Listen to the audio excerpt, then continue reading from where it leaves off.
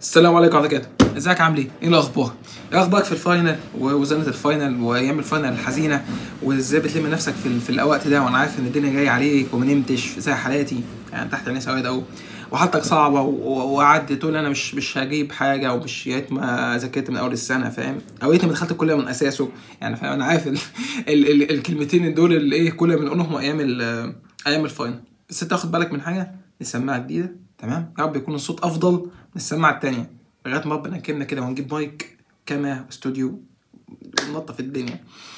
ف تعالى انت على طول تالتة ترم التاني ده بالنسبه لي كان ترم النسيان. يعني ايه ترم النسيان؟ يعني كان ترم صعب مليان مواد. كان انت متخيل كان علينا فايت وميديسينال ومايكرو 1 و2 اللي هو ميديكال وفيولوجي وهوسبيتال وكلينيكال. كلينيكال مش عارف كلينيكال حاجه كده، كلينيكال براكتس. فالمهم المواد كانت كتير، ساعات كانت 18 ساعة، بس المواد كانت كتير، المواد كانت ضخمة، كلها مواد مليانة. عندك المايكرو دي كانت أساسا مادتين، تمام؟ فلا كانت مليانة، كانت ترم مليان بالمعنى الحرفي يعني. ف في مادة هي هوسبيتال، المادة اللي اسمها هوسبيتال كلينيكال ولا هوسبيتال فارماسي ولا أيا كان. المهم مادة الهوسبيتال دي يا صاحبي دخلنا احنا الميد، تمام؟ مادة الهوسبيتال كانت مادة صعبة شوية وأنا ما كنتش لاممها بشكل كبير، فدخلت الميد عكيت، بصراحة عكيت بشكل ابن لذينة.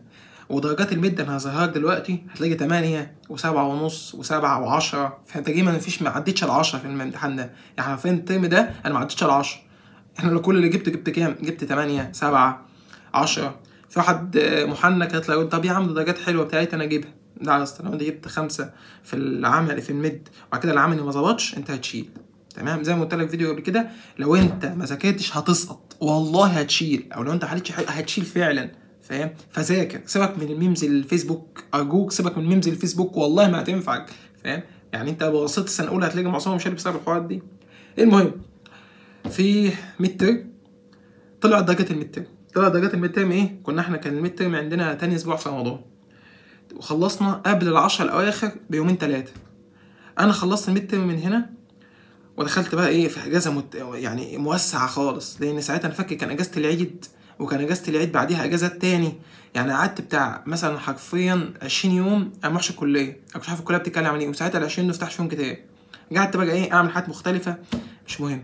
المهم يا صاحبي بعد ال 20 يوم دول والانقطاع عن الكليه طلعت درجات الميد. بعد ما طلعت درجات الميد بقى انا اتصدمت. ليه؟ ماده الهوسبيتال اللي انا كنت خايف منها جبت فيها كام؟ جبت فيها منبه حرفيا، جبت فيها 8، جبت فيها 8 من 15. طبعا انا خدت الصدمه، وخدت الصدمه في الباقي، والميديكال جبت 10 وتاني جبت 7 في الفيولوجي، فكانت درجاتي يعني ضحك الصراحه. المهم الميديكال اسف الهوسبيتال جبت 8، تمام؟ قلت معلش ان شاء الله نعوض العملي، والعملي يشيل هنا والدنيا تمشي، تمام. عدت الايام وكان قاعد اسبوع على العملي، كان قاعد ده احنا خلصنا اخر سيكشن وكان قاعد 3 ايام بالظبط على العملي، تمام؟ خدنا اخر سيكشن. انا فاكر والله المعادله كانت في معادله اسمها معادله سلازار. معادله سلازار دي معادله طويله ورخمه وعايزه يعني ايه عشان تفتكرها موضوع، خصوصا كانت واحده واحده للميل واحده للفيميل. المهم معادله سلازار دي كان قاعد 3 ايام على الفاينل، قاعد 3 ايام على العملي، تمام؟ فاحنا خدنا السيكشن وقلنا للدكتور دكتور معلش معادله سلازار دي تجيبها في الامتحان عشان المعادله كبيره واحنا فيش غير 3 ايام مش هنحفظ المعادله، فالامتحان هيبقى صعب علينا. قالت لي خلاص هشوفه ومش هشوف، تمام؟ ولو هي بتسمع الفيديو ده يا اب يا دكتوره، ربنا يكرمك يا دكتوره والله، ربنا يكرمك، مش هقول ربنا يكرمك والله. المهم يا مؤمن دخلنا الامتحان، كان قبل الامتحان العملي بيوم، كانت ليله الامتحان العملي، قعدت خلصت المسائل وبتاع وقعدت اشرح لاصحابي. يعني لك ان تتخيل يا صديقي ان الماده انا شرحتها لاصحابي اصلا، العملي ده شرحت لاصحابي وقعدت نلم مع بعض وبتاع. ولما جينا المعادله سلازار قلت لهم هي قالت ايه ممكن ما اجيبهاش وممكن اجيبها وبتاع، فايه بصوا عليها. طبعا انا بصيت عليها بس بصيت على السريع، يعني انا في دماغي ان هي مش هتجيب السلازار، هتجيبها في الامتحان يعني، فاهم؟ يا اما مش هتجيبها خالص، يا اما لو هتجيبها هتكتب المعادله وهتبقى ايه وهيبقى مطلوب منك التطبيق بس. فلميت الدنيا ويا جماعه تمام مفيش سلازار ان شاء الله، مفيش سلازار، تمام. المهم دخلنا امتحان العملي، اول مسألتين يا مؤمن، اول مسألتين سلازار. انا اتصدمت حرفيا. ليه؟ انا مش عارف ايه سلازار ده، ما اعرفش المعادله بتتكلم عن ايه، انا قريتها بس على السريع. فانت متخيل؟ طب يا جماعه المساله الواحده بكام درجه؟ المساله الواحده ب3 درجات، يعني المسالتين ب6 درجات من اصل 25 درجه. يا دي النيله السوداء، 6 درجات مبدئيا كده مش معاك، وانا جايب اصلا ناقص 8. فالحوار بيبقى ايه؟ كل شويه عمال يصعب. فالمهم نقصت كام؟ طبعا 6 كده طريقين. قلت للدكتوره: دكتوره ممكن؟ قالت لي اكتب يعني اكتب اللي انت عارفه وحل المساله، ودي ممكن ايه نشوفها مع بعض. قلت ماشي يا رب، يعني ممكن مثلا من 6 ناخد 2 ناقص 4، مش بطال. حليت الامتحان، عكيت شويه وفي شويه حليتهم صح تمام. طلعت من الامتحان عادي، يعني زي العادي، ولا مبسوط ولا متضايق، فاهم؟ فالمهم عديت من الامتحان. بعد خلصت الامتحان بعدها بحوالي 10 ايام طلعت درجات الايه العملي. طبعا انا عامل نفسي اجيب كام؟ اجيب 20 19، لو نقصت هيبقى 18. وفاجئ ان انا جايب كام؟ جايب 11 من 25. انت متخيل؟ جايب 11 من 25. انا مش عارف، يعني انا ما حلتش، ما جيتش الامتحان. تجي من الدرجات لو اللي غاب عليها 3 يبقى انا جايب 9، فاهم؟ يعني انت متخيل؟ يعني 11 وانا جايب هناك 8، يعني جايب 19. انا جايب 19 من 25 تمام. 19 اسف، ايه 19 من 40، يعني لو انت حسبت الاثنين 40 تمام. ولو حطيت عليهم الشفوي هجيب مثلا 25 26. انا هدخل الفاينل ب 25 من 50. انا قعدت احسبها، اللي هو انا لو نقصت عن 35 درجه في الفاينل انا هجيب دي كبيره كده. دي تمام. والمشكله الماده ب3 ساعات. وفي مشكله تانية، ان انا كنت هسافر السعوديه في الترم ده، كنت انا خلصت وهسافر. فالمهم لو انا سافرت السعوديه مش هنزل في 9، فمش هينفع اخدها سمر تمام. يعني كمان مش هينفع اخدها سمر، وهي ماده ب3 ساعات، فالجي بي حرفيا هيتحط عليه اكتر ما هو محطوط عليه اصلا تمام. فطلعت الدرجات 11 من 25. فالمهم انا اتصدمت حرفيا، انا خدت الصدمه، اتصدمت يعني حرفيا حسيت ان اللي هو الدنيا بتلف بيا كده. انا حسيت ان انا خلاص هشيل فعلا. انت متخيل 25 من 50 دي ايه دي؟ 25 من 50. قلت اشوف القسم يمكن يعني يدونا درجات مثلا على اللي انا كاتبه ولا حاجه. رحت في قسم يمين شمال مفيش. انا فاكر الدكتور قالت لي لو اتكلمت تاني هنقصك النص، كنت جايب 11 ونص، هنقصك النص ده اصلا. فايه استعوضت ربنا وقلت انا هركز في الفاينل. هركز فين؟ هركز في الفاينل. المهم يا صديقي، طبعا انت بتصارع على الفيديو وانا عارف، وانا صوتي ممكن تصارعه عادي يعني، فاهم؟ انا جيت من صوتي هادي شويه، فانت ممكن تصارع الفيديو لو انت ايه مشغول ولا حاجه. المهم ايه، قلت خلاص نعوض في الفاينل. والفاينل بيبقى مثلا مقابليه 3 4 ايام، يعني غالبا 3 4 ايام، 3 ايام كمان لو الماده ايه سهله، فبيدوا 3 ايام بس قبل الماده يعني. فالمهم مشينا شويه، نزل جدول الفاينل.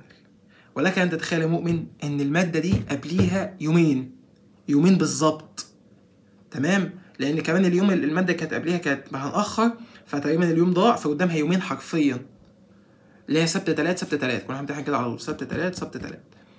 فنزل الجدول يا جدعان، هو الناس كلها ضدي يعني حرفيا. انا حرفيا ايه طيب، يعني مفيش حاجه ماشيه طيب تمشي خالص. جايب 8 و11 وحرفيا الماده جايب لها يومين. وكمان عايز اقول لك ان ده اسوأ جدول نزل في طول حياتي الدراسيه. الجدول كان سيء لدرجه ان الفارما كانت اول ماده، وبعد كده ميديسينال كان ميديسينال الواحد جاب لها يومين. كان الفارما الحد الاثنين وميديسينال الاربع. انت متخيل؟ او فارما الحد وميديسينال الاربع تمام، جاب لها يومين 2 و3. فحرفيا الجدول كان سيء للغايه. فحرفيا نزل الجدول، يعني نتكلم يا جماعه يمين شمال، طب نحاول نعدل فيه، مفيش. كان اجازه في اسبوع كده 10 ايام خدوه اجازه، فده اللي عمل اللخبطه في الجدول. فقال لك يومين قبل الماده يومين. فنزل الجدول، لميت محاضره ولا 2 ودخل سباق المواد. وكمان زي ما قلت لك ان الترم ده كان صعب، فاهم؟ فكانش فيه وقت اذاكر الماده دي. كان عندنا فارما وميديسينال ومايكرو واحد، هي ميديكال مايكرو وفيولوجي. فكان يعني حرفيا لخبطه كده بنت اللذين. المهم جات اليومين بتوع بتوع الماده، طحنت فيهم نفسي حرفيا، طحنت، ذاكرت وقلت يا رب انا متوكل عليك يا رب، انا عايز انجح، انا عايز اجيب دي، حرفيا عايز اجيب دي في الماده، عايز اجيب اعلى من 35 باي طريقه. فالمهم رحنا الامتحان وانا ماشي مع صاحبي، قلت قلت له انا عايز اجيبها انجح، عايز انجح. قال لي يا عم هتنجح وتجيب تقدير فيها كمان. قلت له ازاي يا عم، ده انا اصلا جايب ده انا عايز اجيب 35 درجه عشان انجح، عشان اجيب دي، عشان اجيب 60 حرفيا. فقال له هتنجح وتجيب درجه كمان. فقلت يا عم ماشي، قلت ممكن يكون بيساعدني ولا حاجه ولا بتاع. فالمهم واحنا داخلين الامتحان قعدنا نراجع شويه. سبحان الله اللي انا راجعته دخلت لقيته. انا رجعت حوالي ممكن 5 اسئله، دخلت لقيت ال5 اسئله زي ما هم كده تمام. هم حليت في الامتحان والحمد لله حليت كويس، يعني فعلا الحمد لله انا حليت كويس في الامتحان ده. فالمهم حليت في الامتحان كويس وبتاع وطلعت، حمدت ربنا فعلا، يعني قلت الحمد لله والله الحمد لله. الانسان قد ايه مش بيحمد ربنا، وقد ايه فعلا يعني ربنا استر معاه بشكل في الامتحان ده بشكل ابن لذينه. الحمد لله الحمد لله.